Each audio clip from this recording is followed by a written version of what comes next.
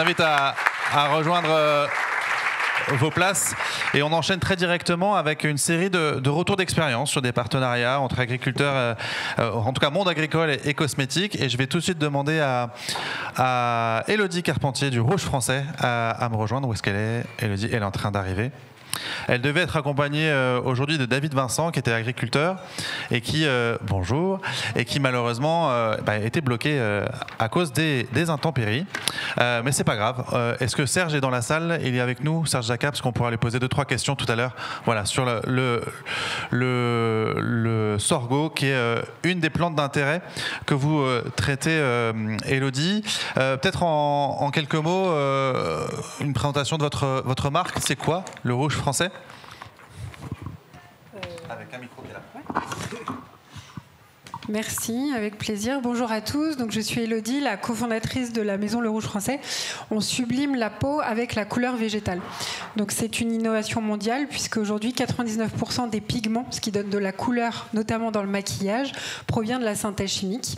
Et les 1% qui restent, quand vous avez des marques naturelles que vous connaissez tous ou même certifiées bio, on va être sur des pigments issus du minéral, donc du sol, et qui sont des ingrédients qui ne sont pas durables. Aujourd'hui, le Rouge Français que j'ai créé quand j'étais enceinte, c'est une alternative avec les plantes qu'on appelle tinctoriales, donc qui ont des propriétés colorielles, mais qui ont aussi des propriétés bénéfiques, biologiques pour votre peau et votre santé, comme tout ce qui va être antioxydant et hydratant. Ce qu'il faut savoir, c'est que ça nous permet d'avoir des formulations qui sont certifiées bio. Donc on est aussi une marque premium luxe, mais qui a des labels de réassurance pour nos consommateurs, notamment en termes de santé, parce que vous avez compris que quand j'étais enceinte, je ne voulais plus consommer d'ingrédients controversés pour ma santé, mais surtout celle de mon enfant. Et j'ai aussi monté la première association qui s'appelle Les Imperturbables, qui lutte contre les perturbateurs endocriniens, dont Annie a parlé tout à l'heure, et les PFAS. Vous connaissez tous le scandale médiatique.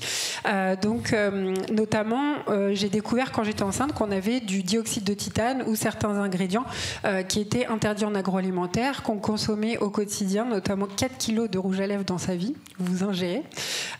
Et donc, je voulais plus ça. Donc, c'est vraiment ma passion pour la santé avec ce parcours chez Sanofi, chez Ipsen, en tant que directrice ingénierie monde dans des grands groupes pharmaceutiques, et cette passion pour la botanique qui m'a fait découvrir ce qu'on appelle les plantes tinctoriales, et notamment le sorgho dont on va parler aujourd'hui. Justement, le sorgho, pourquoi le sorgho et quelles sont les propriétés que vous arrivez à valoriser dans cette plante? Alors, on travaille sur plusieurs plantes dans mon laboratoire, puisque voilà, en tant qu'ingénieur en biotechnologie, j'ai la chance d'avoir monté mon laboratoire et notamment grâce au soutien de l'Occitane. Donc, je suis en Provence, dans le sud de la France. Et là, vous pourrez venir les observer. Il y a différentes plantes tinctoriales qu'on utilise, notamment la garance, qui est utilisée par Cléopâtre depuis la nuit des temps. Le rouge garance, pour sublimer son teint. Voilà, et notamment dans les textiles. Et le roucou, qu'on appelle aussi arbre à rouge à lèvres. Et effectivement, j'ai découvert aussi le sorgho, qui a une culture française. Et comme on s'appelle le Rouge Français, on va aussi privilégier vraiment des plantes tinctoriales qui sont endémiques de notre pays. Et c'est vrai que le sorgho était très food et feed, et les agriculteurs ne savaient pas forcément qu'on pouvait valoriser des coproduits.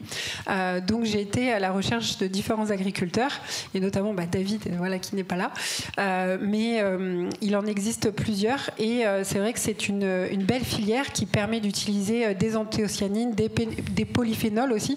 Donc on va avoir vraiment des ingrédients qui sont avec des fortes propriétés biologiques, mais aussi colorielles, ce qui nous intéresse ici chez le Rouge Français. Et on les retrouve où? Vous parlez de coproduits, donc c'est dans les tiges, les feuilles? Ça peut être dans les feuilles, dans les tiges, et pas forcément aussi dans l'épi. Donc et les graines après qui sont consommées. Donc c'est vraiment des déchets qu'on va revaloriser. Donc on parlait d'upcycling tout à l'heure et de valorisation de coproduits. Et c'est vrai que c'est aussi pour nous en cosmétique à forte valeur. Donc on va aussi proposer, accepter des prix plus élevés. Donc pour l'agriculteur, c'est aussi parce que relever ces coproduits du champ, c'est pas forcément si évident que ça. Et puis il y a aussi un enjeu quand même à pas tout enlever, parce que le retour au sol de matière organique est important. Serge, je voulais t'entendre sur justement le sorgho. Quel est son intérêt agronomique? Ça se cultive comment? Et est-ce que par rapport à ce que tu nous as décrit, c'est une plante d'avenir? Et si oui, où? Alors, je ne suis pas producteur de sorgho, je remplace un producteur de sorgho. Je ne change pas de métier chaque heure, comme on peut voir parfois sur CNews ou BFM TV. J'ai un seul métier, voilà. Donc, le sorgho, moi, je vais parler de l'aspect physiologique et je découvre d'ailleurs cet aspect rouge qu'on peut avoir. C'est pour du rouge, la couleur rouge, sorgho? Oui, le rouge, ça donne un très beau rouge vif et un peu violacé aussi. Et comme tout en toscanine, il faut pouvoir la stabiliser au pH, donc ça peut changer et faire tout en pantone. Ouais, du coup, je découvre et bravo. Et alors, moi, je parlais de la physiologie du sorgho en tant que aussi solution par rapport au changement climatique et solution agronomique. Alors, on le compare souvent au maïs, le sorgho, parce que c'est une céréale, tout comme le maïs, je le rappelle, tout comme le blé et l'orge. Sauf c'est parce qu'on le cultive à peu près dans les mêmes régions et qu'ils sont à peu près de la même famille et c'est sur la même période de culture, généralement du printemps jusqu'à l'automne. Alors, pour le sorgho, ce qui est intéressant, c'est que quand on regarde la courbe de réponse à la température du maïs, c'est-à-dire que le maïs va pousser de plus en plus rapidement entre 9 et 31 degrés, et après 31 degrés, il pousse de plus en plus lentement jusqu'à 38 à peu près degrés. Donc, là, tu parles de température cumulée? C'est ça, non, température de vitesse de croissance. Vitesse de croissance. Donc quand il fait 31 degrés, le maïs, il est hyper content. C'est sa température optimale. Or, vous savez très bien, dans le sud-ouest de la France, là où on retrouve le plus de sorgho, également un petit peu dans le sud-est, et de plus en plus des côtés de Pays de la Loire et un petit peu plus au nord, mais surtout dans le sud-ouest, eh bien, les 31 degrés, on les dépasse de plus en plus régulièrement, c'est-à-dire qu'on appelle ça une température supra-optimale, au-dessus de la température optimale de croissance du maïs. Donc on va chercher des espèces qui ont une température optimale de croissance plus élevée. Le sorgho, c'est 34 degrés, sa température optimale, et sa température après d'arrêt de croissance, c'est 40, 41, 3 degrés de plus que le maïs sur la température maximale et 3 degrés de plus sur la température optimale. Donc premier point, température, le sorgho, il pousse mieux à haute température. Quid de l'eau? Alors sur l'eau, sur les terrains les plus séchants, dans les années les plus sèches, le sorgho va mieux pousser que le maïs. Il va certes moins bien pousser parce qu'il y a une sécheresse, mais la chute de vitesse de croissance est moins importante pour le sorgho et le maïs parce que le sorgho, il a des propriétés physiologiques, c'est-à-dire qu'il a des racines plus profondes et il a surtout dans sa feuille une façon de transpirer, de perdre son eau qui est mieux gérée que le maïs. Donc il va nécessiter moins d'eau pour des caractéristiques similaires que le maïs. Par contre, on ne le retrouve pas encore sur les meilleurs sols, parce que le maïs reste pour l'instant, dans le climat actuel, plus rentable. D'ici 2050, on verra, mais ce n'est pas le cas. On dit souvent que le maïs, il valorise finalement très bien l'eau. Le problème, c'est qu'il en a besoin au moment où d'autres en ont besoin, c'est-à-dire en plein été. Mais finalement, c'est une plante en C4, donc il valorise très très bien l'eau. C'est une des plantes qui est le plus productif, qui est plus efficient d'un point de vue de l'eau. Est-ce qu'il en est de même pour le sorgho ? Alors le sorgho est encore plus efficient sur l'eau que le maïs. En fait, il a des propriétés hyper cool. C'est que quand il fait trop chaud, quand il fait trop sec, le sorgho, il arrête sa croissance. Le maïs, il arrête sa croissance, mais il ne la reprend pas derrière. En fait, il sèche. Le maïs meurt. Le sorgho, lui, il se met en pause. Et quand l'eau revient, il continue à pousser. Voilà. On appelle ça aussi la céréale d'avenir. Donc c'est bien pour ses caractéristiques. Alors en plus du rouge que je découvre, le sorgho à la base, pour nous, il fait des bières, des pâtes et c'est très consommé en Afrique, beaucoup plus que le maïs. Et surtout, il est utilisé dans la nutrition animale. Par contre, il n'a pas les mêmes caractéristiques de nutrition que le maïs. En termes de productivité, derrière... Donc il y a encore de la recherche à faire. Voilà, on n'est pas fini. On ne va pas claquer des doigts et remplacer le maïs par le sorgho. Je ne savais même pas d'ailleurs si ce serait souhaitable. Mais en tout cas, ça reste une plante d'avenir. Justement, par les recherches, de votre côté, Elodie, vous avez pas mal de recherches sur cette production-là pour justement peut-être mieux maîtriser la qualité des couleurs que vous valorisez dans vos produits ? Oui, tout à fait. L'idée, quand on est ingénieur en biotechnologie, c'est de s'intégrer tout en amont de la chaîne de valeur. Pour moi, c'est hyper important, depuis mes débuts, de pouvoir avoir cette vision du champ au produit fini. Et c'est pas que du marketing. On veut vraiment, au-delà du storytelling, pouvoir investir dans des process. Le Rouge français, aujourd'hui, c'est 12 brevets. Donc, c'est 7 ans de recherche et développement. Et effectivement, on a mis en place des processus de biotechnologie, d'extraction, formulation pour pouvoir stabiliser aussi les teintes, mais aussi en formulation les tenues, les textures qui doivent être à l'équivalent du conventionnel. On en parlait tout à l'heure, avoir des produits naturels, biosourcés végétales, avec des packaging aussi éco-responsables, et on parlera aussi de biosourcés végétales sur les packaging. C'est important d'avoir les mêmes performances que le conventionnel issu de la synthèse chimique et les belles maisons conventionnelles qu'on a aujourd'hui sur le marché qui fonctionnent très bien. Donc c'est beaucoup de R&D, et effectivement on utilise des processus qui sont très spécifiques et qui sont très rentables avec des hauts rendements, donc notamment le CO2 supercritique. Vous le connaissez parce qu'il est utilisé de manière très ancienne et historique dans tout ce qui est parfum, huile essentielle, etc. Mais c'est vrai qu'en couleur, aujourd'hui, on n'a pas forcément d'alternative, c'est la pétrochimie. Et donc nous, on va utiliser, au-delà de la macération des plantes tinctoriales, le CO2 supercritique. Donc c'est un gaz qui va exploser les cellules. Vous sortez le colorant et après, vous fabriquez vos pigments. Et donc ça, c'est des processus qui nécessitent aussi des équipements qui sont très bien automatisés, donc peu d'investissement finalement. Donc pour moi, c'est des processus d'avenir et qui vont permettre surtout de massifier notre impact environnemental, parce que quand on travaille sur les plantes, on séquestre du carbone. Vous parlez des biotechnologies tout à l'heure. J'ai travaillé toute ma vie en virologie, à faire des vaccins recombinants, etc. Mais c'est vrai que quand on est sur un produit naturel et qu'on veut se mettre des fleurs sur la peau, qui est notre adage, je trouve que c'est quand même plus sympa de travailler sur la séquestration de carbone et les plantes que d'être en milieu confiné en laboratoire. Vous parliez de massifier l'impact, justement. Qu'est-ce que ça représente aujourd'hui, le rouge français, en termes de chiffre d'affaires et peut-être de volume de sorgho consommés, entre guillemets, enfin de coproduits de sorgho consommés pour produire vos couleurs? Alors on produit pas, on n'utilise pas que du sorgho, puisque là vous voyez le rouge à lèvres, donc vous pourrez le regarder tout à l'heure, il y a du sorgho dedans, le mascara aussi qui peut donner un très beau pourpre intense, comme ça, donc là c'est du sorgho dedans, mais on a plus de 100 références produits, on est distribué dans 200 points de vente dans le monde et dans 12 pays, donc le rouge français c'est aujourd'hui massifié en cosmétique, mais c'est surtout, quand je parle de massification, c'est dans les autres secteurs. On peut faire de la marque blanche aussi pour d'autres marques de cosmétiques, puisque ça c'est notre savoir-faire de biotechnologie, de green tech, mais aussi dans le domaine de l'automobile, de l'aéronautique, sur tout ce qui est biomatériaux, le textile, la lunetterie.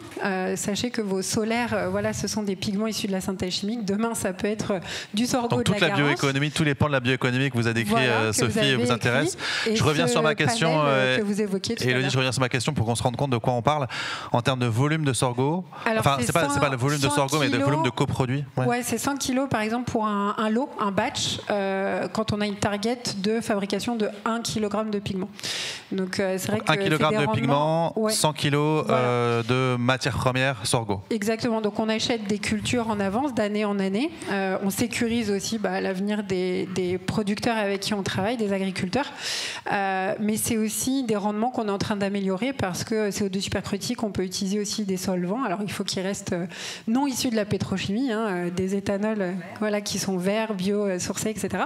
Mais c'est vrai que là, on peut augmenter les rendements vers 17 ou 20%, ce qui est énorme. Donc affaire à suivre. Merci beaucoup en tout cas Élodie pour cette présentation passionnante. Le végétal au service de la couleur, on retient ça également. Je vous laisse les produits ici pour les observer tout à l'heure. Et ça, c'est le packaging, c'est la peau de pomme. Comme quoi, jusqu'au bout, on peut réfléchir à... toucher luxueux du cuir, mais on peut utiliser des matériaux issus de l'agriculture et de la pomme. C'est très chic. Merci beaucoup Serge pour ta réaction à chaud et tes précisions sur le sorgho. J'appelle maintenant, merci encore Élodie, à me rejoindre Laurence Kézet, qui est fondatrice de Auré Cosmétiques, et Anne Purseg, l'agricultrice à Béziers. Anne, on se connaît bien, donc je vais me permettre de te tutoyer, et Laurence, pas encore, mais on peut. Allez, on passe au tutoiement. Chacune un micro. Alors, je commence avec Laurence. Peut-être quelques mots sur justement la marque Auré. Oui, bonjour à tous et ravi d'être présent et merci de parler d'Auré. Donc Auré, qu'est-ce que c'est ? Déjà, Auré, qu'est-ce que ça veut dire ? Ça veut dire la fête des saisons en mythologie grecque. Et donc, les produits Auré sont les premiers cosmétiques frais réalisés avec des fruits et légumes de saison. Et on maîtrise la chaîne de valeur du sourcing avec nos producteurs, la presse, la préparation des fruits et légumes qui arrivent en cagette. On les presse à froid, on les formule, on les conditionne et dans la journée, les produits sont disponibles pour arriver chez les consommateurs. Donc un cocktail qui est conçu aussi en fonction des saisons, j'imagine. Obligatoirement, quand on parle de frais, en fait, on parle effectivement de saison et donc on est parti des bienfaits pour la peau, par exemple sur la bonne mine. On sait qu'il faut des vitamines A, des bêta-carotènes. Bon, on connaît tous la carotte, on en a toute l'année en France, donc ça va. Mais on l'associe en ce moment encore avec de l'orange. On attend les premiers abricots qui vont bientôt arriver. On passera au melon, au potiron, à la clémentine et à l'orange. Et donc, de cette façon-là, on garantit une gamme toute l'année, mais avec des évolutions en fonction des saisons. Donc, c'est une technologie qui est brevetée. Vous êtes basé à Clermont-Ferrand. Pourquoi le frais, au final ? Qu'est-ce qui est plus intéressant en termes de fonctionnalité qu'un produit qui serait non frais ? Voilà, avec mon associé Fabrice, on avait 15 à 20 ans d'expérience dans la beauté et on s'est dit que si on se lançait pour une marque engagée, responsable, on voulait aller plus loin que ce qui se passait dans les marques classiques, bio, voilà.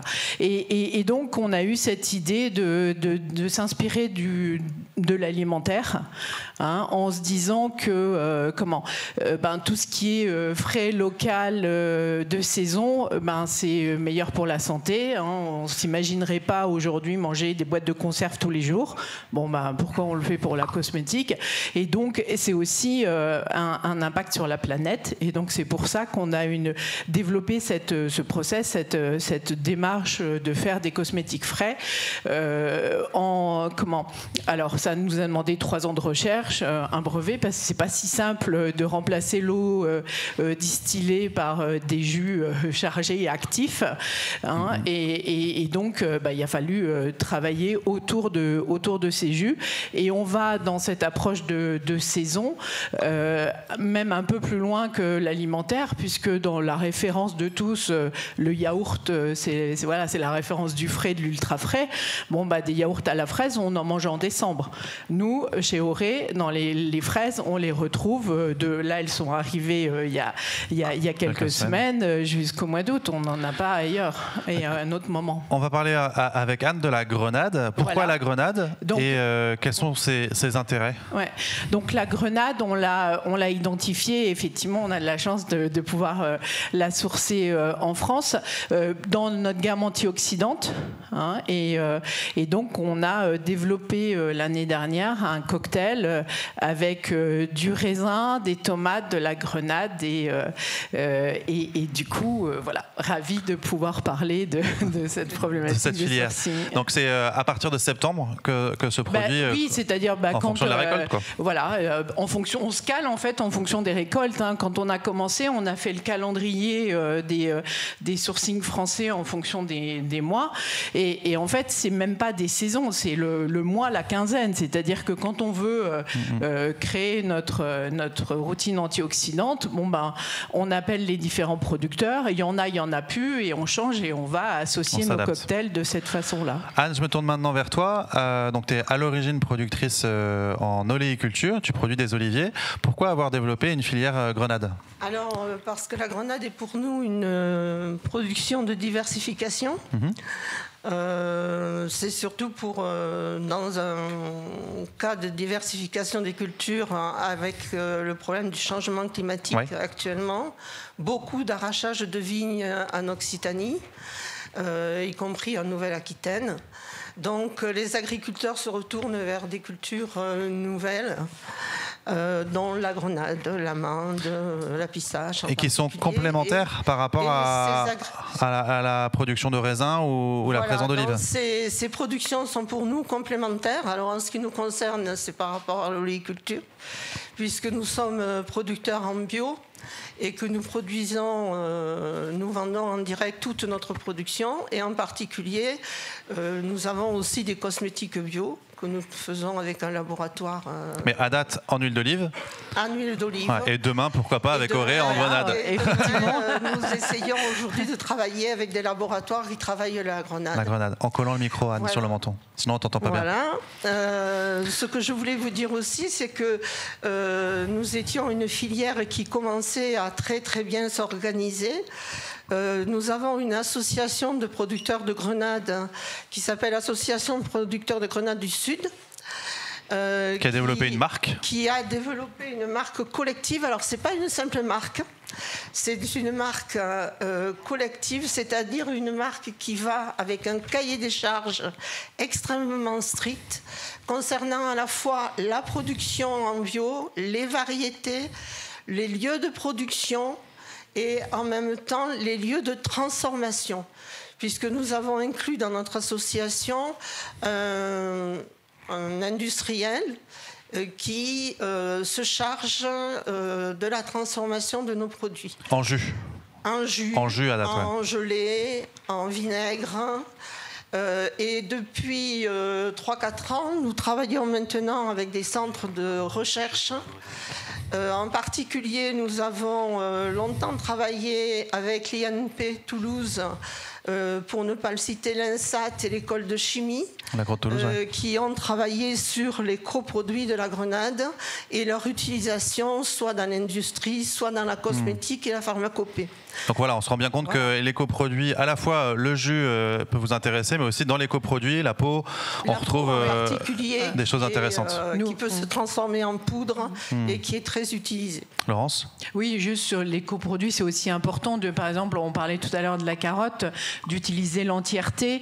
Et quand on presse la carotte, du coup, on l'épluche avant. Donc l'épluchure, elle va pour les chevaux.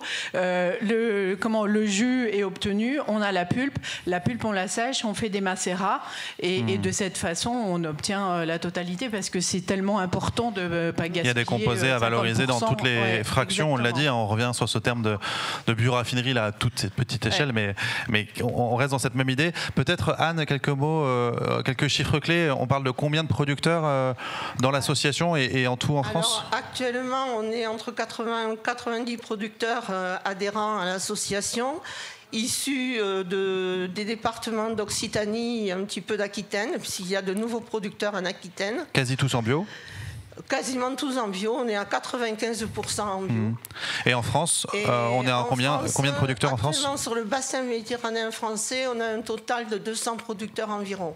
Alors ça bouge beaucoup en ce moment, parce qu'avec tous les arrachages, beaucoup de viticulteurs essaient de trouver des productions alternatives. Donc la grenade en fait partie. Par contre, ce que je peux vous dire aussi, c'est que on travaille énormément au développement de cette filière.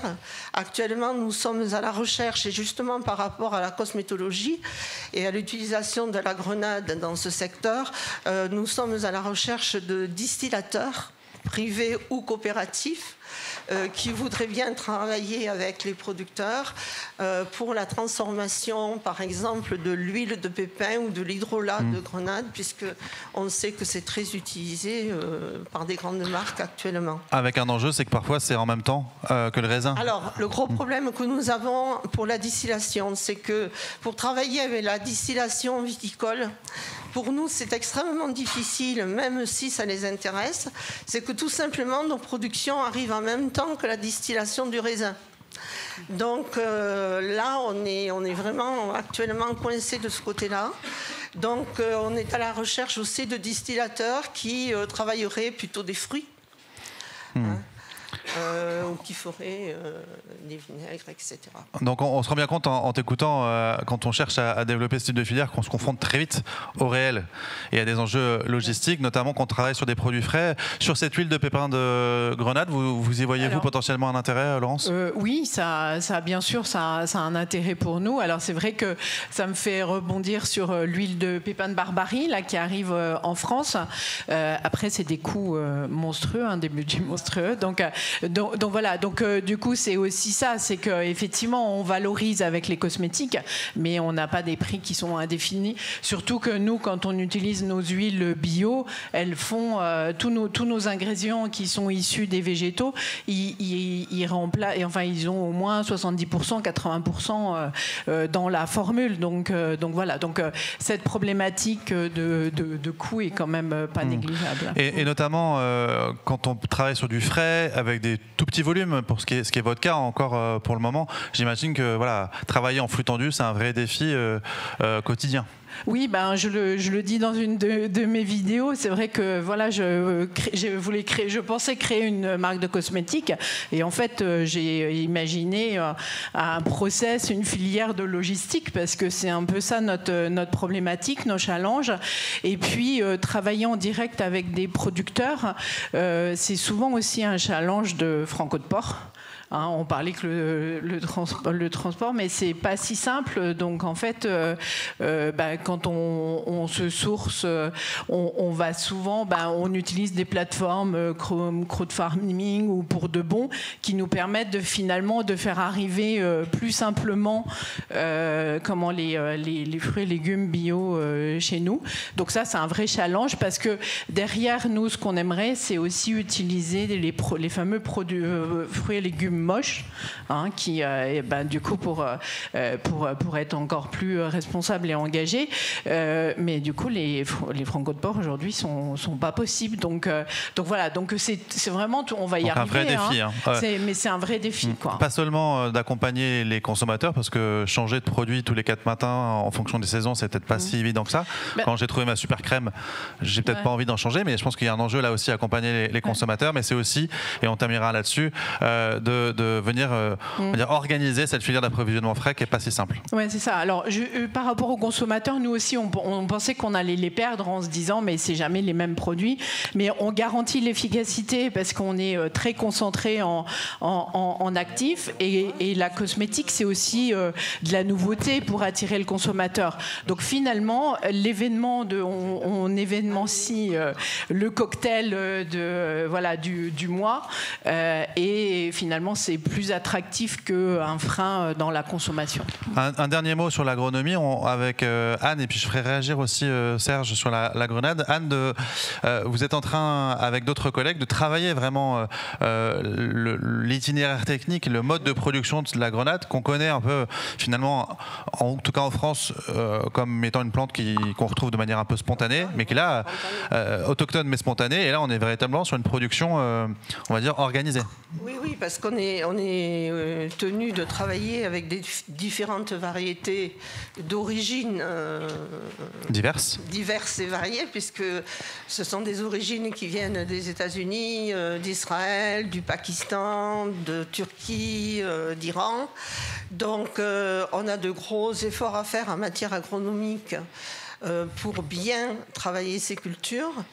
Actuellement, nous avons créé un GI2E. Donc un groupement d'intérêt économique et environnemental. Donc c'est un club d'agriculteurs, une association d'agriculteurs qui travaillent ensemble sur une question technique particulière. Voilà, qui travaillent justement avec des centres de recherche de la région pour nous aider à vraiment travailler ce problème-là, parce que c'est pour nous une culture quand même émergente. Et il faut quand même avouer qu'en bio, on a encore pas mal de lacunes sur le sujet. Et de variabilité de rendement. Surtout pour développer les volumes. Parce que ça, c'est quand même un gros problème que l'on a par rapport, par exemple, aux Espagnols qui font de la culture intensive. Nous, on est dans de la culture traditionnelle et bio, donc on n'est plus du tout dans les mêmes problématiques. De l'intérêt de trouver des voies de valorisation intéressantes comme la cosmétique. Voilà, exactement, puisque c'est un peu là-dessus une piste. Nous travaillons. C'est une des pistes importantes sur lesquelles nous travaillons avec le GI2E aussi. En plus de l'alimentaire. Merci beaucoup à toutes les deux. Je fais réagir avec vous, restez avec moi. Serge, sur la grenade, culture d'avenir ? Alors, je ne suis pas producteur de grenades aussi. Cependant, je suis très content d'entendre ça. Alors, je ne connaissais pas ces différents aspects, et bravo aussi. La grenade avait 3 principaux leviers pour s'adapter en France. Le premier problème, c'est qu'elle est très sensible, même bourgeon fermé en hiver, en dessous des moins 12 degrés. On peut avoir des rameaux qui gèlent et qui meurent. Donc, même en hiver, quand les bourgeons sont fermés, eh bien, on peut avoir des dégâts. Cependant, vu qu'avec le changement climatique, il fait plus chaud en hiver et moins de vagues de froid, on lève ce levier. Deuxième levier. Je t'interromps. À Béziers, là où est Anne, il fait rarement moins 12 degrés. Alors, on a eu un gel de printemps il y a 4 ans, mais je pense que tout le bassin méditerranéen l'a eu en même temps. Mais depuis. C'est 1956, par exemple, 1985, 1963, 1954 à Béziers où on a du gel à ce niveau. Après, deuxième facteur, c'est que la grenade a besoin de beaucoup de jours entre 25 et 35 degrés, donc de cumul de chaleur, on appelle ça, pour atteindre la maturité, et vu qu'il fait plus chaud, on l'atteint. Et troisième facteur, c'est que la grenade est très sensible à la sortie de l'été, aux excès d'eau, et en automne, ça fait exploser en fait le fruit, et vu qu'il fait plus sec, et ben la grenade peut s'adapter. Voilà, bon, c'est des choses positives. Bien sûr, il y a des éléments négatifs sur d'autres cultures, mais sur la grenade, c'est une bonne filière d'avenir en France. Ouais. Ce que je ne vous ai pas dit, c'est que la grenade quand même a aussi un intérêt, c'est qu'elle est bourrée d'antioxydants. C'est un peu comme l'huile d'olive, c'est pour ça d'ailleurs que les oléiculteurs se sont lancés sur cette deuxième production, en particulier des anthocyanes, de l'ancienne punique. Et franchement, c'est une culture qui est en train de beaucoup se développer. Et donc, ce qu'on souhaite, c'est que les labos, les techniciens comme vous, les gens qui sont dans la cosmétique, pensent à se retourner vers les producteurs. Parce que nous, on est prêts à collaborer avec vous, on est prêts à développer ce secteur d'activité parce qu'on pense que c'est un secteur d'avenir pour notre production. L'appel est lancé. Merci beaucoup. Vraiment le mot de la fin de la fin. Conclusion pour dire, voilà, le frais, aujourd'hui, on est les pionniers, les seuls au monde à le proposer de cette façon-là, en suivant les saisons. Mais on pense que, comme le bio qui fait 10% de part de marché, on pense vraiment que l'avenir et l'opportunité est dans cette approche du frais qui a du sens dans tous les engagements qu'on peut avoir. Allez, le mot de la fin, du mot de la fin, du mot de la fin. Avec Élodie, une dernière question, commentaire ? Juste un commentaire. En Afrique du Sud, en Afrique du Nord, je vais y arriver. Depuis des millénaires, on utilise la grenade que l'on mélange avec le coquelicot pour donner de la couleur, qui s'appelle l'acarfassi, que vous trouvez dans les marchés au souk pour faire du rouge à lèvres. Comme quoi, la boucle est bouclée, on peut tout faire avec la grenade, tout est bon dans la grenade comme le cochon. Merci beaucoup à toutes les deux, je garde le micro et on vous applaudit très chaleureusement. Et je passe maintenant la parole à Priscille Charton, qui est fondatrice d'Eclos, et Johan Froger, qui est responsable développement chez PADV. Les voici, qui montent sur scène. Bienvenue à tous les deux, chacun un petit micro. Ensemble, on va parler d'une autre culture. Quelques mots d'abord sur Eclos. Bonjour à tous, je vais être rapide parce que la matinée a été dense. Eclos, c'est une marque de cosmétiques française qui a pour but d'avoir une approche très vertueuse pour la peau et la planète, donc prendre soin de soi et de la planète avec la même exigence peau-planète. Et on essaie d'aller le plus loin possible au-delà des exigences de la clean beauty.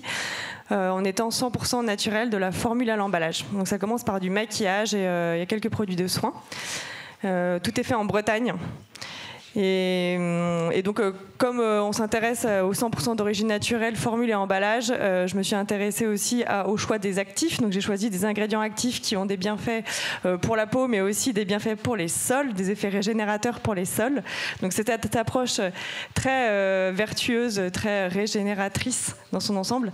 Et donc, le 100% d'origine naturelle m'a amené à m'intéresser à où ça pousse, comment ça pousse, et à me rapprocher du coup pour une agriculture du vivant. Voilà, PADV pour les intimes. PADV pour les intimes, qui est représenté par Johan. Quelques mots sur cette association ? Alors effectivement, merci d'abord pour l'invitation. PADV, c'est une association, loi 1901, c'est l'acronyme pour une agriculture du vivant, et qui s'occupe de la promotion, la structuration et le développement de l'agroécologie en France.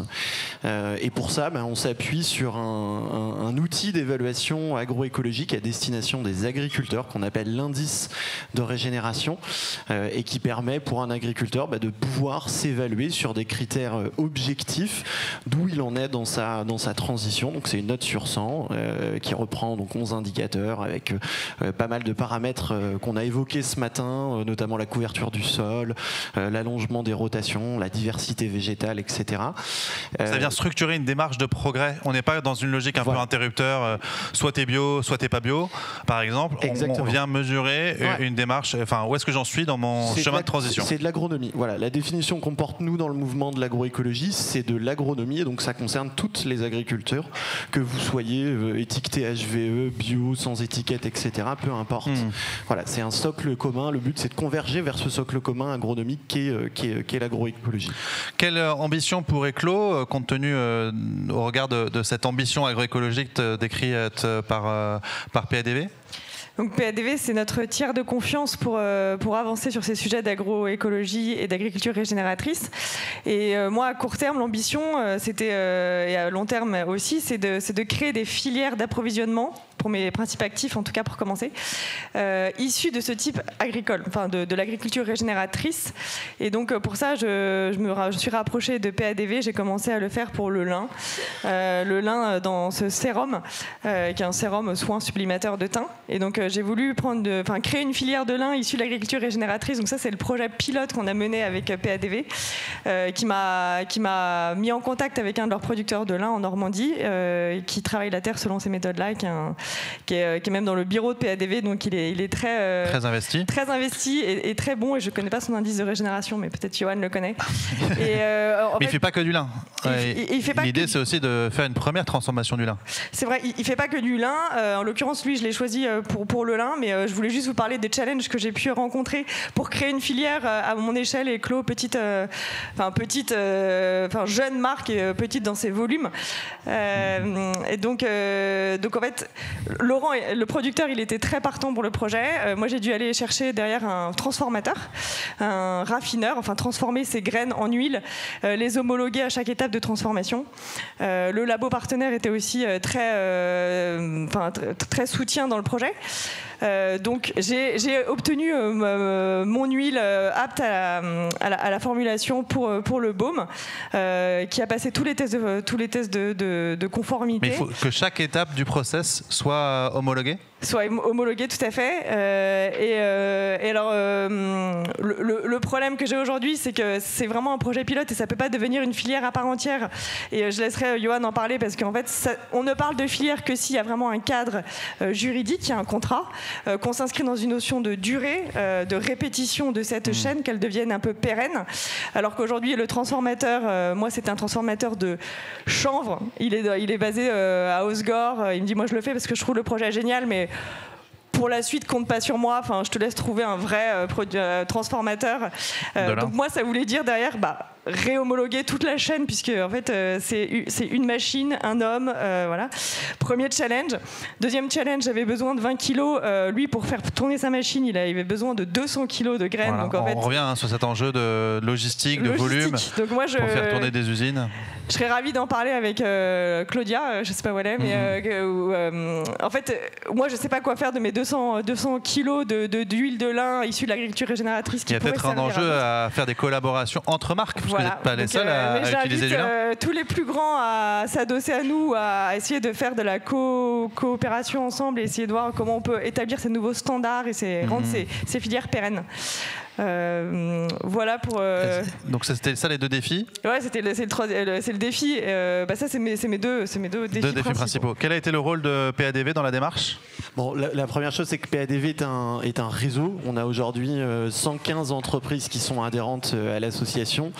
On peut avoir des agriculteurs aussi, et dans les entreprises, c'est majoritairement issu de la chaîne de valeur agroalimentaire française. Donc vous pouvez avoir des coopératives qui produisent le lin, le chanvre, qui vont se retrouver dans des produits cosmétiques cosmétique derrière, des premiers, seconds transformateurs, parfois porteurs de marque, et puis aussi des distributeurs. Je parle de la GMS, de la RHF notamment. Donc le premier rôle, c'est la connexion entre des besoins industriels et de terrain qu'on a joué dans le rôle du projet de Priscille. Donc l'embarquement de l'écosystème, c'est souvent ce qu'on fait, notamment via des programmes collectifs. Le second, c'est la mise à disposition de cet indice de régénération qui va permettre d'objectiver ce qui est de l'agriculture régénératrice ou n'en est pas, et surtout qui va permettre de déployer un plan de progrès à l'échelle de la ferme.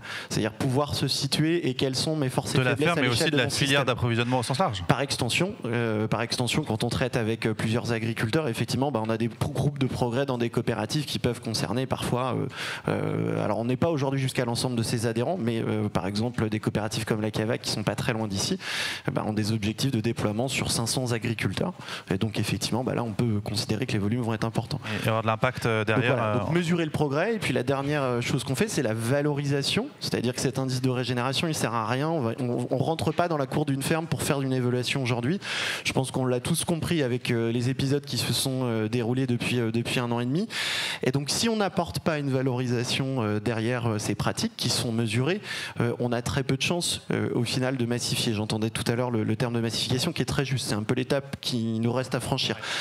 Et donc, PADV, grâce à son réseau, mais pas que, nous on s'ouvre aussi à d'autres réseaux, on cherche justement à valoriser ces mesures d'indice de régénération à travers des contrats de filière en fait, où un lot d'agriculteurs va avoir des notes agrégées d'indice de régénération, et ça va instaurer une sorte de conditionnalité environnementale où l'acheteur en fait vient verser des primes filières qui sont destinées à couvrir le risque qu'un agriculteur prend quand il rentre en transition. Et j'ajouterais juste pour finir que en fait moi j'ai travaillé pendant 10 ans dans l'industrie. On est très peu de choses les industriels à l'échelle d'un agriculteur, parce que vous pouvez être des acheteurs de colza, vous pouvez être des acheteurs de betteraves. En l'occurrence, c'est 20-30% de l'assolement d'un agriculteur. Si vous lui demandez de passer, de changer ses pratiques et de rentrer dans une démarche d'agriculture régénératrice ou d'agroécologie, ça engage toute son exploitation. Ça engage toute son exploitation, tout son assolement. puisque c'est le seul, le facteur de changement et le facteur de production. Et donc c'est à l'ensemble des différentes filières de pouvoir trouver des espaces de dialogue, des espaces d'échange et des espaces de construction pour pouvoir créer demain des filières de lin qui vont impliquer de toute façon la création d'autres filières. On retrouve l'appel de Fabien Quay de CEPOL tout à l'heure, de cette collaboration interfilière, interproduction, parce que finalement l'agriculteur fait rarement qu'une seule chose sur son exploitation. Quelle est l'étape d'après pour vous, Priscille ? L'étape d'après, c'est de pérenniser, de transformer ces projets pilotes en filière, proprement dite, et puis d'ici 2030, d'avoir 100% de mes ingrédients actifs choisis pour leurs bienfaits peau et sol, issus de l'agriculture régénératrice. Et créer des nouveaux standards. Donc c'est pour ça que je suis ravie qu'il y ait des entités comme Cosmed aujourd'hui pour réfléchir à ces sujets. Et en plus, ça sent bon. C'est subtil et ça sent bon. Je voulais pas faire la pub, mais je vous invite à aller essayer les produits si vous voulez. Merci beaucoup à... Mais ça se mange pas, Priscille. Ça se mange pas. Ça se mange pas, après. Non, ça se mange pas. Non, mais le pot, c'est une autre histoire.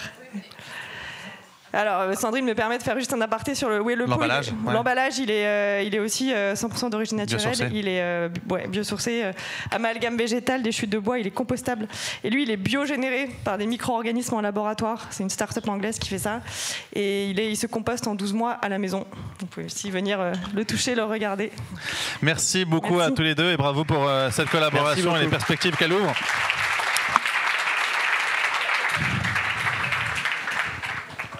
Pardon Priscille, parle pas encore. Il y avait juste un petit détail, si je peux me permettre. 2 secondes, t'après le Deschamps.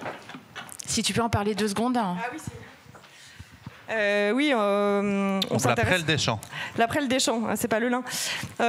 Dans cette démarche peau sol, je choisis des ingrédients actifs qui ont des effets un peu des plantes miracles et des effets régénérateurs pour les sols. Donc je source aussi de l'après le Deschamps pour un lait démaquillant solide auprès d'un fournisseur de matières premières qui travaille la terre selon des méthodes d'agroécologie. Et c'est un engrais vert, voilà. Donc en fait, il pousse de manière sauvage au milieu d'autres cultures et il permet aux autres cultures de mieux se développer. Donc, j'imagine que l'enjeu, c'est aussi de contrôler cette culture en interculture, en couvert végétal, pour maximiser ses bienfaits. Exactement. Et avec cette idée de être à la fois cosmétique et agronomique. Exactement, c'est le double enjeu chez Eclos. Ça tombe bien, c'est le sujet de la journée. Merci encore Priscille pour cette intervention et ce témoignage. Et merci Johan. On poursuit avec un retour d'expérience sur des bonnes pratiques de collaboration entre les secteurs agricoles et les secteurs de la cosmétique. Et j'invite tout de suite Shirley à me rejoindre sur scène. Je commence avec Shirley et après j'appellerai Leïla. D'abord Shirley. Un petit micro Shirley. On vous a déjà entendu poser des questions, mais sans forcément avoir eu l'opportunité de vous présenter. Donc vous êtes la fondatrice, en tout cas gérante, les deux, de Cadalis. Alors, qu'est-ce que Cadalis ? Alors, nous sommes une société qui fait de la tech. En fait, on est des experts de la phytochimie du bananier. On travaille avec les agriculteurs depuis le départ. En fait, on ne travaille pas, ils sont associés de notre projet. En fait, il est parti de l'agriculture, en fait, ce projet. Donc, on est des spécialistes de la phytochimie du bananier et de l'éco-extraction, c'est-à-dire comment on peut extraire des molécules d'intérêt avec des procédés qui sont plus respectueux de l'environnement. Et pourquoi la banane ? Alors, je suis martiniquaise, au cas où vous auriez pas remarqué. On a compris. Moi, je suis pour l'outre-mer. Non, mais en fait, nous, on produit 70% des bananes françaises, 30% viennent de Guadeloupe. Donc, si jamais vous avez la chance de venir nous visiter, vous verrez qu'il y a principalement des champs de bananiers ou des champs de canne à sucre. Premier employeur privé de l'île, c'est une de nos premières ressources agricoles. Donc, en fait, on vit grâce à la banane. Quels sont les composants de la banane que vous valorisez ?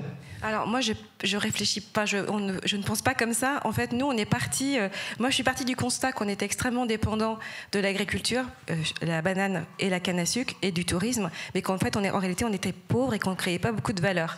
Qu'on avait peu d'industrie parce qu'on est un territoire anciennement qui a vécu l'esclavage, ancienne colonie, et donc on n'avait pas le droit d'avoir des industries. Et donc, on est très en retard sur la métropole. Et puis aussi, notre biodiversité, on a le droit de l'utiliser officiellement, d'en faire commerce que depuis une dizaine d'années. Depuis le Code noir, c'était interdit. Un pharmacien n'avait pas le droit de vendre des plantes locales, ce qui peut faire depuis 15 ans. J'ai créé ma société juste après. Et donc, l'enjeu de la biodiversité pour notre territoire est importante, aussi parce que la réserve de biodiversité française est dans l'outre-mer français. Et donc, on commence à devenir stratégique pour la France hexagonale, qui commence à nous regarder différemment, mais on est en retard sur les infrastructures de recherche et aussi de production. Et on a aussi des gros enjeux, c'est qu'on a beaucoup de déchets agroalimentaires avec le changement climatique, les cyclones. Par exemple, on a beaucoup de déchets de bananes, on a à peu près 40 000 tonnes de bananes jetées chaque année en Martinique et on n'en fait rien. Donc en fait, l'idée, c'est de partir de la banane plutôt que d'un composé particulier de la banane. Vous avez une ressource, une matière première à valoriser, et donc c'est une opportunité. Oui. Et sur cette base, vous vous intéressez à l'ensemble de ces composants. Oui, exactement. Moi, je suis partie du constat. J'ai vécu les grèves pour la vie chère en 2009. Je me suis dit, c'est quoi nos forces ? C'est la banane. C'est la filière la plus structurée de France. 100% des agriculteurs guadeloupéens, martiniquais sont tous regroupés au sein d'une même coopérative qui leur permet d'être beaucoup plus forts au niveau de l'Europe. Et aujourd'hui, c'est une filière, moi je dis qu'on devrait être très fiers, c'est une filière qui maintenant fait même du lobbying pour d'autres filières comme le lait, parce qu'ils sont vraiment très structurés malgré leurs différences et le fait que ce soit deux régions. Donc ça en fait une force. Quelles sont nos faiblesses ? C'est aussi la filière banane. C'est qu'on a vécu le chlordécone, par exemple, que vous avez entendu parler. Donc on le rappelle, c'est un produit phytosanitaire qui a longtemps été interdit dans l'Hexagone et bizarrement, comme par hasard, il a continué à être utilisé dans les Antilles et avec tout un tas de, ce qui fait que la banane, conséquences sanitaires ce qui fait que la banane, qui sont encore c'est le meilleur et le pire. C'est tellement symbolique que je me suis dit, allez tiens, je vais m'attaquer à un truc un peu compliqué. Après, ça ne migre pas dans le bananier, quoi qu'il en soit. Donc en fait, on savait très bien qu'on n'aurait pas d'impact. Donc partant de là, on a une ressource qui est limitée, il n'y a pas de saison. Donc on a de la banane tous les jours. Ça, c'est aussi différent. Tout comme la grenade. La grenade, il n'y a pas de saison chez nous. Donc on en a tous les jours. Donc qu'est-ce qu'on peut en faire ? Et donc voilà, c'était vraiment une opportunité. Vous avez déposé 3 brevets ? Alors oui, on en a une. Là, on va en déposer, je pense, quasiment 3 déjà enregistrés. Et puis on en a à peu près 6 ou 7 qu'on est en train de déposer en ce moment. Donc on a pris comme case studies le bananier.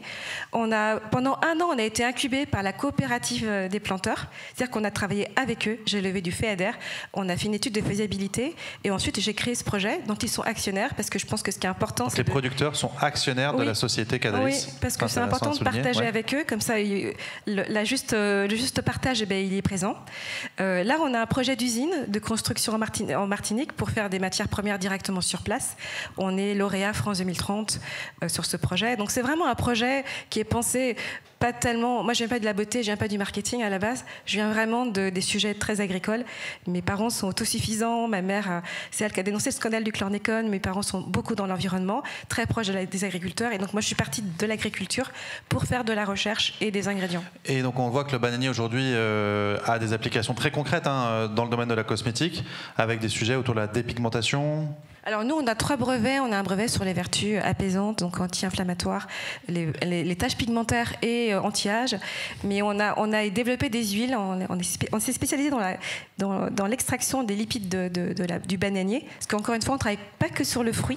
On travaille vraiment sur tous les déchets générés par la filière. La hampe, la fleur, la feuille, la peau, toutes la les ressources, en fait. Oui, c'est tout ce qui est généré sur une plantation, parce que vous êtes agriculteur dans la salle, mais une production génère des coproduits, pas que le fruit moche. Et on a travaillé sur différentes variétés au sein du genre Musa pour justement voir, et on a regardé l'impact de la géographie, est-ce que c'est en montagne, près de la mer, en fonction du sol, comment nos antioxydants sont plus ou moins concentrés. Voilà, on a regardé tout ça. Et on travaille, nous, principalement sur les problématiques santé, sur tout ce qui est le syndrome métabolique, mais la santé, la beauté, et on travaille aussi sur des biocides. En fait, finalement, tout ça, c'est assez lié. Donc nous, ce qu'on fait, c'est notre case study, c'est le bananier, comment on peut le valoriser, exploiter toutes ses ressources et en faire des produits pour différentes activités. Voilà, c'est en gros ça en fait. La banane, c'est magique. Le mot de la fin, un appel à lancer ? Les collaborations.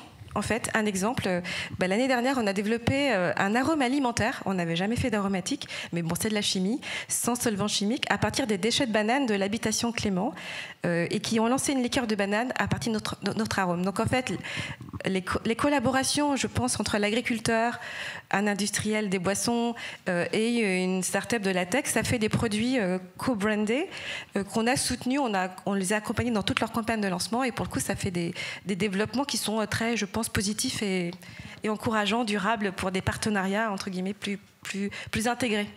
Bravo. Merci. Bravo, Charlie. Merci beaucoup pour ce témoignage. Je propose maintenant à Leïla Falco de me rejoindre. Leïla, bienvenue.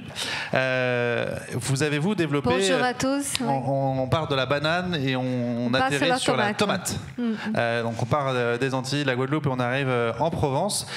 Vous avez fondé et vous gérez aujourd'hui Phoenix en Provence. Oui. Phoenix en Provence en 2 mots.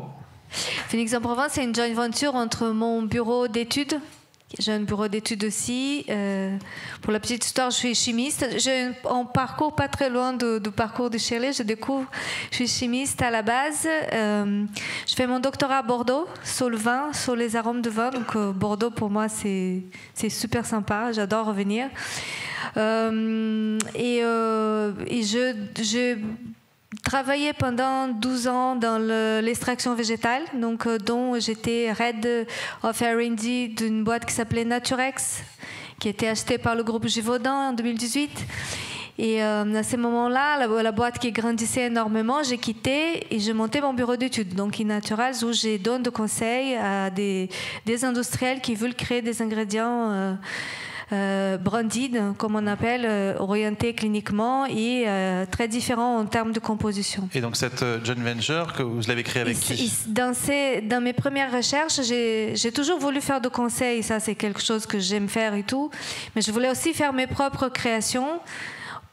Parce qu'il y a des choses qu'on veut faire de push vraiment pour les boîtes, qu'elles ne sont pas prêtes encore à mettre en place. Je dis, mais je fais moi, je vais très loin dans la démarche, je fais l'étude, le brevet et tout ça, et je les présente la solution clairement. C'est comme ça que finalement, mon premier brevet, ma première idée, c'était travailler sur un grand gisement local en Provence, donc c'est la tomate.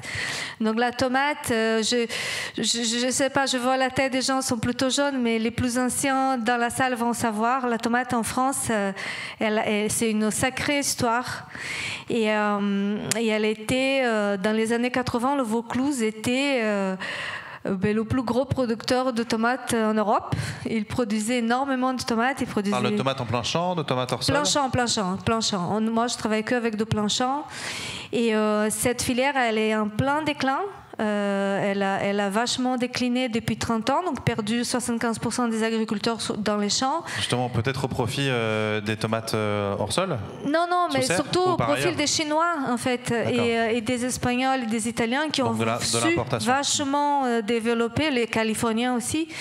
La France, je pense que comme dans tous les secteurs, elle commence très bien et après, elle ne tient pas la concurrence face Donne intérêt de trouver des nouveaux leviers de croissance. Voilà, et du coup, la tomate, c'était un des 3 plus gros gisements locaux en Provence. Je me suis dit, je vais m'intéresser à elle. Et surtout, il y avait une filière super organisée.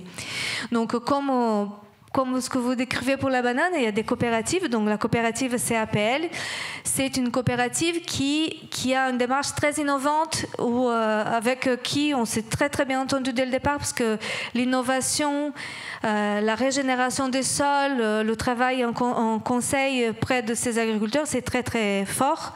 Elle a 12 000 agriculteurs adhérents. Et elle a décidé de me dire non, mais votre idée là de votre brevet, on ne veut pas que vous vendez à personne d'autre, on le veut. Donc on crée ensemble. On va créer ensemble une joint venture, on finance long projet industriel. Donc on a conçu de toutes pièces une plateforme industrielle qui aujourd'hui fait d'upcycling de déchets de cette tomate sur place. Donc la tomate. Quoi, alors du coup. Voilà, donc la tomate sort de la coopérative et juste derrière, on a installé tout un processus industriel. Donc on appelle ça de la perma-industrie. On se basait sur ces principes de la perma-industrie. C'est un principe plutôt récent. C'est un principe où on va vraiment envisager un procédé industriel de façon écologique. On va essayer d'avoir le moindre impact possible dans notre environnement et on va utiliser l'économie circulaire. Et vous utilisez donc, j'imagine, les coproduits de la tomate. C'est une usine qui fait du jus de tomate. Donc la coopérative, elle fait de jus, de concentré, de double concentré. Et donc vous récupérez la peau, la pulpe, éventuellement une partie? Non, la pulpe va dans le jus. D'accord. Moi, je récupère ce qui est le jus, ce qui ne va pas dans l'agroalimentaire. Donc, c'est la peau, les pépins et l'hydrolat. L'hydrolat de la tomate, donc, c'est 50% du poids d'une tomate, c'est de l'eau. Et donc, on récupère tout ça et on transforme ça sur place par une grande partie. On peut sécher, trier et broyer sur place. Les solides, le liquide, on met en poche stérile sur place aussi. Et du coup, quels sont les bienfaits de la tomate en termes cosmétiques? Alors, moi, j'ai voulu vraiment travailler sur un axe différent de tout ce qu'on avait, parce que la tomate est très connue par le lycopène. Le lycopène, c'est quelque chose qui, depuis plus de 30 ans, existe, est très breveté. Et en faisant un peu de l'étude de l'art intérieur du brevet, je me suis dit, mais si je fais lycopène, je ne serai jamais compétitive avec personne, parce que tout le monde le fait déjà, et parce que les brevets sont déjà là, et surtout, il y avait l'Icoret devant moi. Donc, je n'avais pas trop envie de me battre contre des Israéliens. Mais, et aussi L'Oréal qui a pas mal de brevets là-dessus. Mais du coup, je me suis dit, je vais aller... Donc, c'est là que mon expertise de phytochimiste aussi, de chimiste m'a aidée. C'était d'aller chercher des molécules un peu inédites. Dans la tomate, elles ne sont pas inédites parce qu'elles sont là depuis toujours, mais de proposer une autre formule d'extrait de tomate. Et cette formule, aujourd'hui, elle est vendue. On a des clients, on commercialise les produits depuis 3 ans. On peut dire ce qu'il y a dans cette formule ou... Oui. Moi, j'ai valorisé des tétraterpènes pentacycliques. Donc, c'est plutôt... Tout le monde a compris On peut le redire doucement, pardon de triterpènes pentacycliques, pardon. C'est les amyrines, notamment la delta-amyrine, qui est une molécule plutôt exclusive de la tomate. L'isomère delta, il est très rare. Et moi, pour le doser, j'ai dû l'isoler. Donc, ça m'a pris 2 ans de vie. Donc, 2 ans de ma vie pour l'isoler, pour le doser. D'investissement aussi. Et beaucoup d'investissement. Donc, moi, j'ai financé le projet jusqu'au brevet toute seule par des fonds propres. C'était des centaines de mille euros. Donc, je dis ça parce que je sais que dans la salle, il y a aussi des agriculteurs. Donc, il faut savoir. Tout le monde veut de Made in France. Tout le monde veut, mais avec efficacité prouvée. prouver de l'efficacité aujourd'hui coûte très très cher parce qu'on est dans un état de développement de l'industrie cosmétique qui, ce n'est pas n'importe quelle étude qui passe. Donc tu dois faire des études robustes. Par exemple, chez Elysia Biosciences, qui est l'un des co-organisateurs de l'événement. Oui, par exemple, il faut faire à la clinique, il faut trouver des mécanistiques nouvelles, ça coûte très très cher tout ça. Et en fait, je dis à tout le monde, parce que je suis vraiment entre les deux mondes, donc entre les agriculteurs et entre les marques. Il ne faut pas que les agriculteurs pensent que c'est facile. Ce n'est pas facile. Les volumes de départ sont très bas. Le prix, il passe toujours très mal parce que quand on fait de Made in France, c'est cher. De l'intérêt d'être peut-être organisé en collectif aussi pour pouvoir avancer. C'est vrai, ils attendent souvent les marques que quelqu'un prenne en premier parce que comme vous êtes nouveau dans le marché, ils ne veulent pas prendre des risques. Donc c'est un processus qui est risqué, qui est long, qui est fastidieux. Il faut vraiment avoir beaucoup de ténacité pour tenir. Et c'est vrai qu'on... quand on démarre comme ça, si on n'est pas soutenu par une marque, dès le départ, c'est mort dès le départ. Vous n'allez pas réussir. Donc on a le temps de prendre une question, peut-être pour vous, Leïla, et peut-être pour Shirley aussi. Est-ce que dans la salle, vous voulez réagir à leurs propos, avoir un témoignage complémentaire, une question à poser? J'ai jeté un froid d'enfer. Peut-être, Émilie, tu veux dire un mot justement sur l'enjeu de caractérisation pour rebondir sur ce que vous disiez à l'instant, Leïla, que tu puisses peut-être évoquer et peut-être que tu travailles déjà. Je l'ai connue trop tard, elle, parce que j'adore ce qu'elle fait, mais j'avais déjà fait, déjà développé alors, qu'est-ce que tu fais et qu'on puisse expliquer en quoi ça pourrait venir servir l'enjeu qu'évoquait à l'instant Leïla autour de la caractérisation des effets et des modes d'action de molécules d'intérêt dans des plantes, par exemple. Non, en fait, à Elysia Biosciences, on aide donc à comprendre comment fonctionnent les différentes molécules cosmétiques. Et en fait, on a développé un outil qui permet de transformer un immense tableau Excel en un rapport qui contient tous les argumentaires techniques, réglementaires et marketing pour votre marque. Et donc, on va permettre de comprendre comment fonctionne en fait un produit. On va donner toutes les claims possibles. On a une vision à 360 degrés et on fait ça via ce qu'on appelle l'analyse protéomique. On va regarder l'effet des produits cosmétiques sur tout l'ensemble des protéines de la peau et on va vous expliquer comment ça fonctionne. Ça va apporter de l'innovation, ça va permettre également de voir toute l'efficacité de différentes formulations prédictives pour pouvoir aller faire une clinique avec un peu plus de sérénité. C'est exactement ce que j'allais venir en disant au lieu que vous fassiez soit le test classique clinique ou alors d'y aller en espérant que vous allez avoir des résultats satisfaisants, là on vous donne vraiment les claims de votre produit, ce qui fait que vous pouvez vraiment aller sur les tests cliniques en étant beaucoup plus rassuré. Je le dis avec mes mots, en gros tu regardes l'impact, les effets d'un produit, d'une molécule, d'un principe actif sur des cellules de la peau, tu regardes comment la composition, la variété de protéines évolue avant et après, et en fonction de ça, tu peux reconstituer toute les chaînes métaboliques et du coup dire concrètement c'est un anti-âge, c'est un antioxydant, un antioxydant, etc.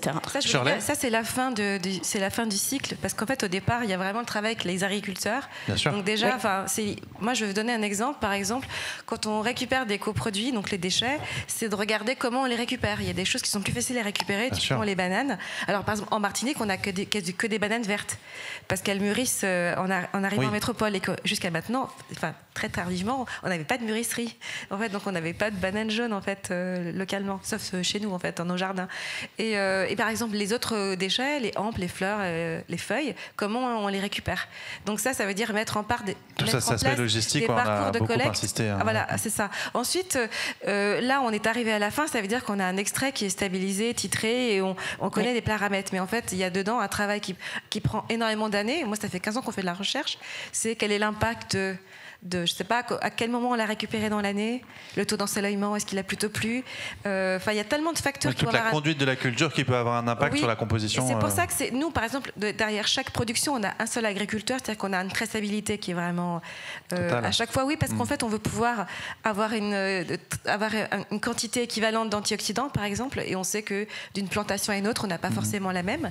Et puis après, c'est quoi l'impact du transport? Est-ce que des fois on a besoin? Est-ce que c'est quoi la granulométrie? il y a différentes étapes dans le process de production qui vont avoir un impact sur la caractérisation. Et ça, c'est un cheminement qui prend aussi du temps.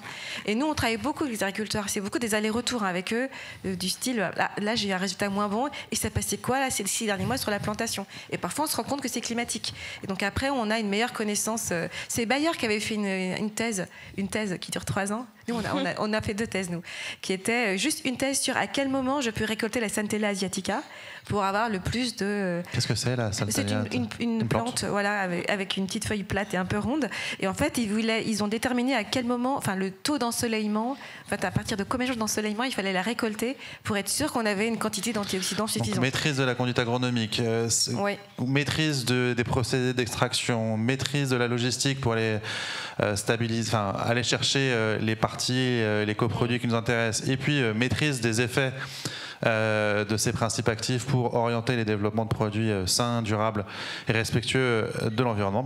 On a couvert un peu avec vous tous les enjeux. La science, elle est entre l'agriculteur et le consommateur. Ouais. En fait, c'est ça. Leïla, un complément Juste pour en finir, donc avec le projet Phoenix, donc c'est un projet de perma-industrie, donc un projet associatif avec la coopérative. Nos points forts, je pense à RSE, donc on a plein de prix. Donc vous pouvez imaginer quand on fait un projet comme ça, on est primé partout, donc on a plein de prix. On est labellisé EcoVadis, on a un score super. Alors c'est quoi la prochaine étape du coup? La prochaine étape, c'est on a fait une analyse bilan carbone, l'empreinte carbone de nos produits, donc on est top. Bientôt l'analyse de cycle de vie pour aller au-delà du sol carbone. On a fait aussi. Et là, on a détecté nos points faibles. Donc là, on sait qu'on doit changer notre chaudière. Donc notre projet cette année, c'est de changer une chaudière et de permettre de pouvoir travailler toute l'année, parce qu'on travaille beaucoup en saison tomate cette année. Et le projet Phoenix, c'est d'extendre ça à toutes les saisons. Et moi, je veux trop revenir sur le raisin. Donc la coopérative produit aussi du raisin en Provence. Elle a aussi 2 caveaux. Et c'est mon dada, le raisin aussi. Donc je veux refaire quelque chose différent de Caudalie quand même, parce qu'elle a fait quand même déjà pas mal de choses. Mais comme la tomate, on a renouvelé totalement, on peut faire ça. En fait, avec la créativité, il y a une base scientifique et la source sur place, on fait des choses merveilleuses. Exactement, effectivement, vos 2 profils du coup de ce point de vue-là se ressemblent beaucoup. Merci beaucoup à toutes les 2 et merci Émilie d'avoir pris la balle au bon. On poursuit avec un autre exemple et je propose à Adrien Cousy et Peyo Lambert de tout de suite me rejoindre sur la scène. Sous vos applaudissements nourris, là aussi. Adrien, voici. Peyo. Hop, hop, hop. Alors, cette fois-ci, on va parler du laurier. Adrien, je vais commencer avec vous. Un petit mot sur Pistil. Oui, donc Pistil, on l'a cofondé il y a 2 ans. À Bagnères de Bigorre, en plein cœur des Hautes-Pyrénées. Jeune société. Donc une jeune société, mais basée malgré tout sur une expertise de plus de 50 ans d'hydrodistillation à Bagnères de Bigorre. Vraiment un petit joyau qui a appartenu pendant 20 ans, avant qu'on le reprenne, au groupe Pierre Fabre. Donc petite marque un peu connue, effectivement.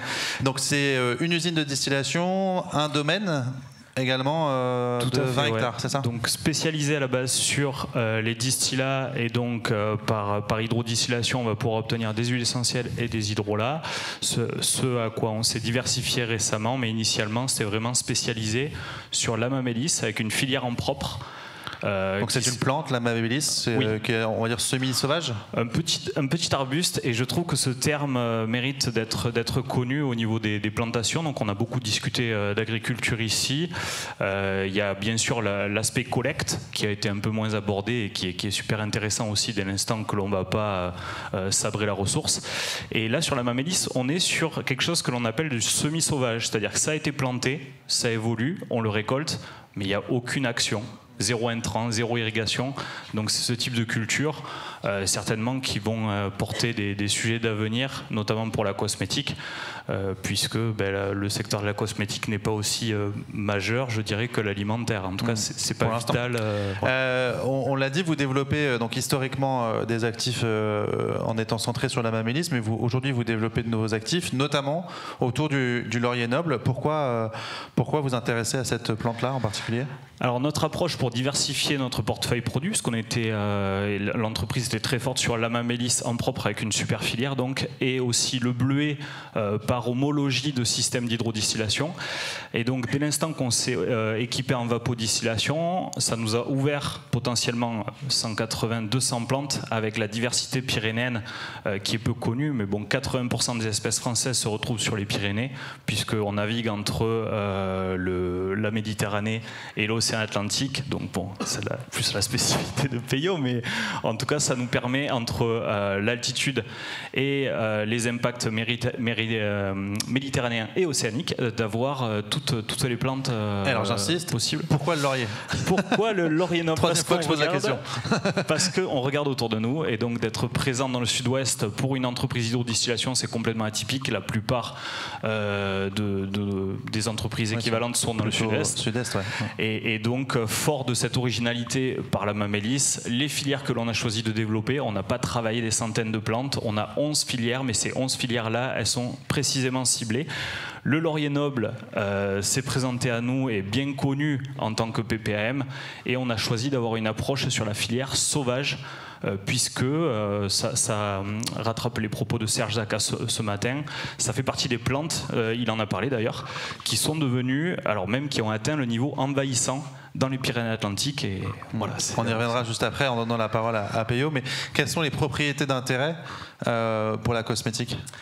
L'huile essentielle est très connue pour ses propriétés sur la confiance en soi. Le laurier noble de César, le terme baccalauréat, donc étymologiquement ça vient de là, hein, Laurus nobilis. Donc on l'utilise en senteur. Alors au niveau des huiles essentielles, en effet, on peut l'utiliser en diffusion, et également c'est un antiseptique très puissant. Un peu dans les applications type titri, qui sont peut-être plus connues au niveau du grand public, mais c'est voilà, le titri des Pyrénées-Atlantiques, avec une petite alerte sur les allergènes pour l'huile essentielle, ce qui donne un intérêt pour l'hydrolat, donc pour beaucoup de plantes. Et d'ailleurs la cosmétique utilise peu d'huile essentielle au final dans les produits finis. Et donc les hydrolats ont un fort intérêt par rapport à ça, puisqu'on va diminuer la concentration d'huile essentielle et avoir malgré tout l'efficacité de ces produits. Avec des effets purifiants, antiseptiques. Ouais. Un effet conservateur aussi? Oui, alors bon, ça serait le summum si on pouvait aller un peu plus loin avec notre hydrolat aromatique de laurier noble, et pourquoi pas l'envisager en tant que conservateur naturel, en tout cas soutenir l'activité conservateur que l'on recherche souvent dans un produit cosmétique. Peyo, de votre côté, vous travaillez au département du 64. Comment vous arrivez là? Pourquoi vous êtes sur cette scène? Comment on en arrive à parler ensemble de laurier noble, et comment vous avez développé une collaboration avec Pistil? Oui, effectivement, bonjour à toutes et à tous. Adrien est venu vers nous au département. Il faut savoir très rapidement que tous les départements de France sont compétents dans la gestion et la préservation d'espaces naturels. On appelle ça les espaces naturels sensibles. Ça représente plusieurs milliers d'hectares sur le continent. Et donc, il se trouve que, tu l'as très bien dit, Adrien, que certaines espèces végétales ont ce caractère envahissant dans les espaces naturels et prennent la place des espèces locales. Et le laurier noble, laurier sauce, c'est une espèce plutôt d'origine méditerranéenne. Donc, par chez nous, au Pays Basque, on a vu son apparition grâce à ses vertus d'ornement, on va dire, pour les plantations dans les jardins. Et on ne pensait pas qu'il pouvait devenir aussi envahissant dans les milieux naturels, que ça soit notamment dans les zones forestières. Donc nous, au quotidien, on essaye de combattre un petit peu sa présence en réalisant des travaux de coupe, de régulation ou d'arrachage. Et en discutant avec Adrien, on s'était dit que pourquoi pas essayer de valoriser ces rémanents-là. Donc c'est l'occasion de collaborer ensemble. Et puis aussi peut-être de faire de la communication auprès d'autres publics autour de la bonne gestion de ces espaces naturels et le choix de certaines essences dans certains endroits pour éviter l'envahissement par ces espèces qui sont devenues invasives. Exactement, mais c'est l'occasion aujourd'hui de toucher un autre public auquel on ne parle pas tous les jours, si ce n'est à titre privé quand vous venez faire des balades sur des espaces naturels. Mais les espèces d'origine ornementale proviennent pour la plupart d'autres continents que le continent européen et ont vraiment cet impact négatif sur la biodiversité locale. Donc il faut savoir qu'il y a plusieurs milliers... Donc faites attention à ce que vous plantez dans vos jardins. Exactement, à ce que l'on plante, à ce que l'on cultive cultive. Et donc on travaille de près quand même avec le milieu agricole, notamment, peut-être tout le monde a entendu parler du miscanthus de Chine, qui n'a peut-être pas de vertu cosmétique pour l'instant, ou je sais pas, mais qui commence à devenir envahissante sur certains espaces naturels. Donc on collabore avec eux pour essayer de ne pas impacter notre environnement. Et justement, comment s'est organisée la collaboration, non pas avec le monde agricole, mais là avec Pistil, concrètement, comment ça marche? Vous avez fait des récoltes pour leur compte, comment ça fonctionne? Oui, alors ça reste assez minime en termes de prélèvement, mais effectivement, pour l'instant, on n'a pas acheté le hangar encore, mais effectivement, il se trouve que certains de nos sites naturels sont pas mal colonisés par cette espèce, le laurier sauce, et donc on procède avec nos équipes à quelques travaux de coupe, où Adrien lui-même en personne est venu aussi en couper, pour pouvoir faire après les extractions. Donc c'est une entente assez simple de mise à disposition des terrains gratuitement, et qui, voilà, c'est des terrains publics aussi, donc qui ont pour vertu de participer un peu à l'innovation, à la recherche et au développement de certaines activités économiques. Adrien, pour autant, c'est donc, on l'a dit, un espace public, des plantes sauvages, pour autant ça reste une filière certifiée bio? Oui, alors c'est vrai que ça peut être surprenant, mais en effet, avec notre partenaire, bon, EcoCert, ça pourrait être avec d'autres, mais en tout cas, on peut certifier des filières sauvages dès l'instant que voilà, il y a 2 documents, l'autorisation de collecte, et puis le fait de bien maîtriser les zones qui sont collectées régulièrement. Et donc Peyo l'a exprimé, on a démarré avec des petits lots pilotes. Donc là, on est sur la 2e année, donc c'est typiquement l'ouverture d'une nouvelle filière avec un potentiel derrière, puisque via l'expertise Pistil, quand on intervient sur une filière, c'est que derrière on aura du potentiel de développement. Donc là, on a confirmé phytochimiquement qu'on pouvait répéter, et on a ciblé un moment de l'année en particulier de récolte. Et donc le projet est prêt à prendre de l'ampleur, et des échantillons se trouvent déjà chez quelques partenaires produits finis. Donc il n'y a plus qu'à. Vous disiez que c'était 11 filières de mémoire que vous développez, dont donc cette filière laurier noble, mais c'est pas qu'avec des plantes sauvages. Non, en effet, on a 5 filières sur les plantes sauvages, et on a 6 filières en partenariat avec des agriculteurs en PPAM. Donc toujours avec la même démarche, mais en tout cas de pouvoir sourcer, et dans le sud-ouest particulièrement, de sourcer vraiment, et de pouvoir remonter jusqu'au cultivateur, jusqu'à l'agriculteur qui est partenaire avec nous. Donc ils sont tous en bio, et ils se diversifient aussi à la faveur de l'évolution du climat. Ça les intéresse de pouvoir développer de nouvelles cultures? Souvent en PPM, ils sont spécialisés sur certains types de cultures. Donc voilà, il y a des cultures qu'on va aller chercher jusqu'à Toulouse. Il y en a d'autres qui seront plutôt dans l'Aude ou dans les PO. Des exemples de cultures? Typiquement les licries italiennes. Bon, on a bénéficié quand même de filières qui étaient déjà ouvertes là-dessus, mais en tout cas, on travaille avec un couple d'agriculteurs en particulier qui nous permettent d'avoir le profil phytochimique adapté, avec aussi bien l'huile essentielle que notre hydrolat qui va contenir des italidiones, puisqu'on a dérivé sur la phytochimie. Oui, c'est intéressant de se dire aussi, depuis ce matin on parle chimie, et on dit la chimie naturelle, les produits naturels qui ne sont pas des produits chimiques. En fait, on parle que de chimie, hein. La biologie c'est de la chimie, en tout cas, la vie, on parle de chimie des substances naturelles, et non pas une chimie de synthèse ou issue de produits pétrosourcés, mais on parle bien, c'est pas la même chimie, mais c'est bien des produits aussi en tout cas analysé au prisme de la chimie.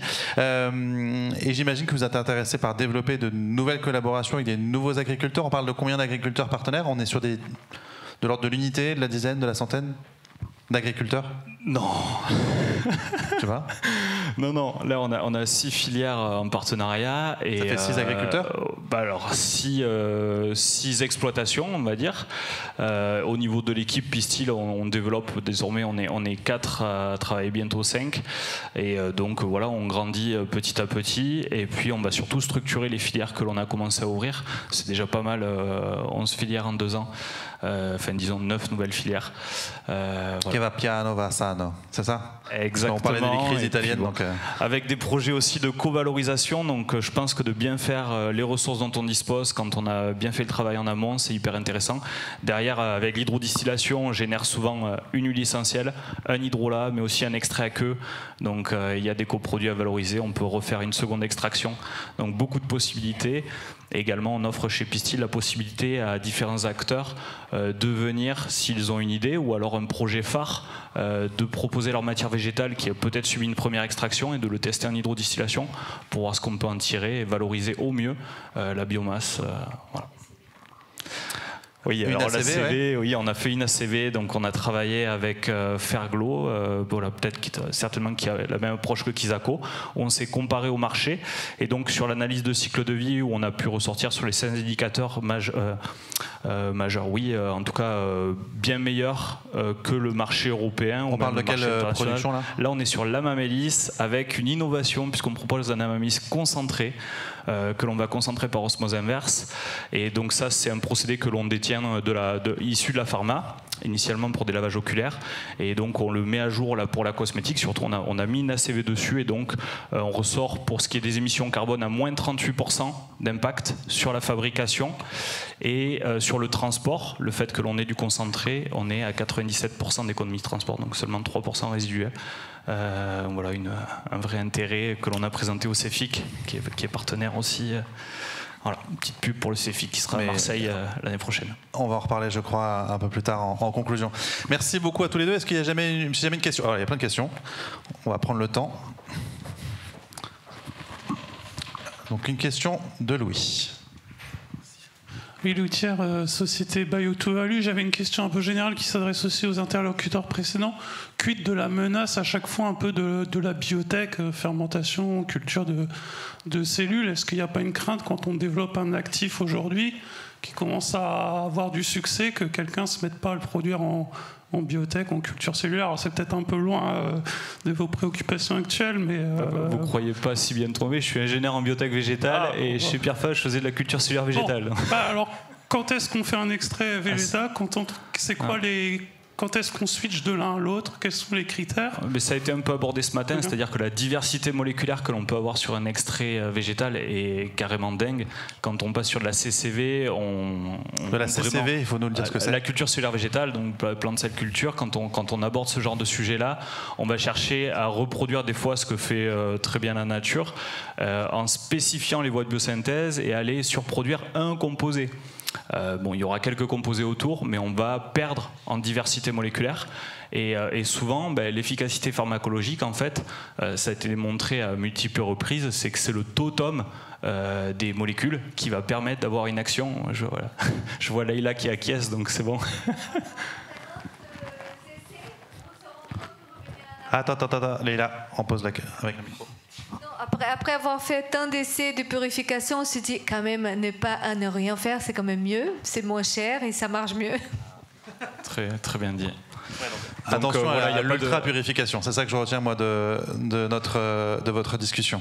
Il n'y a pas vraiment de concurrence, il y a de la place pour tout le monde. Je pense qu'il y a certains projets qui s'y prêtent avec des molécules ultra rares, où là on va peut-être avoir un potentiel de surproduction x500, x1000 quand on travaille bien pendant 10 années de travail, et on aura un protocole intéressant plutôt pour le pharma, peut-être pour la cosmétique de luxe, mais voilà, tout ça peut s'articuler, et je pense qu'il y a beaucoup plus de projets sur la phytochimie, on va dire avec une approche standard plutôt que sur de la biotech. Une dernière question de madame, je vous laisse vous présenter. Oui, bonjour, Céline Bardin, je travaille pour Michelin. J'avais juste une question sur notamment la réglementation, où derrière on entend depuis ce matin beaucoup d'innovations. Linky fait partie des ingrédients et des dépôts. Alors on a l'Europe, mais on a la Chine aussi. Est-ce que vous êtes, vous, contraint? J'imagine que oui.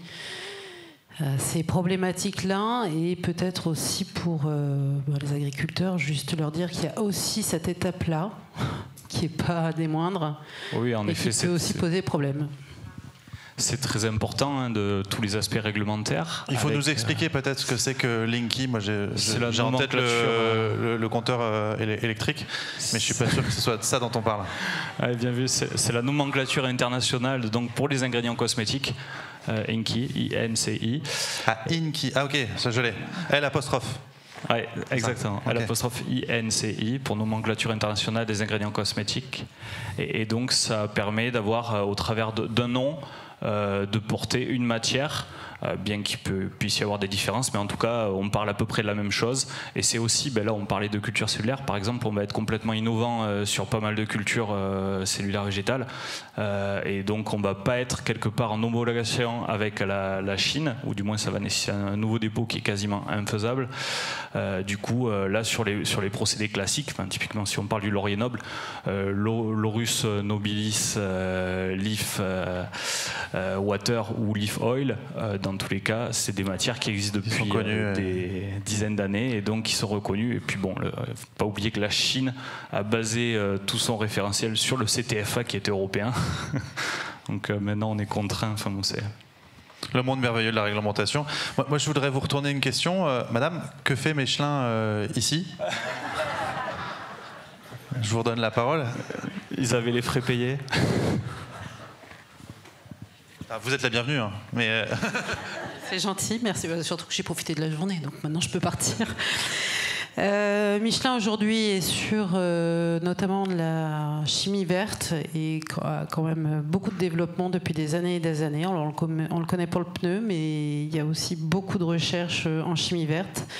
Et aujourd'hui, Michelin s'autorise à regarder effectivement sur la chimie verte d'autres industries qui pourraient demain être intéressés pour valoriser les coproduits ou les produits issus de la R&D Michelin.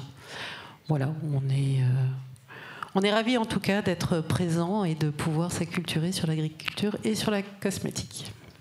On est ravis de vous accueillir. Donc moi je retiens, c'est que vous avez développé effectivement historiquement une compétence très forte sur les VA, le caoutchouc, et se dire tiens, c'est pas ça, on sait le faire peut-être pour d'autres trucs. C'est ça l'idée. Ok. Eh ben merci de ces explications et encore une fois bienvenue. Merci à tous les deux pour vos témoignages. On peut là aussi les applaudir très chaleureusement et partir en pause.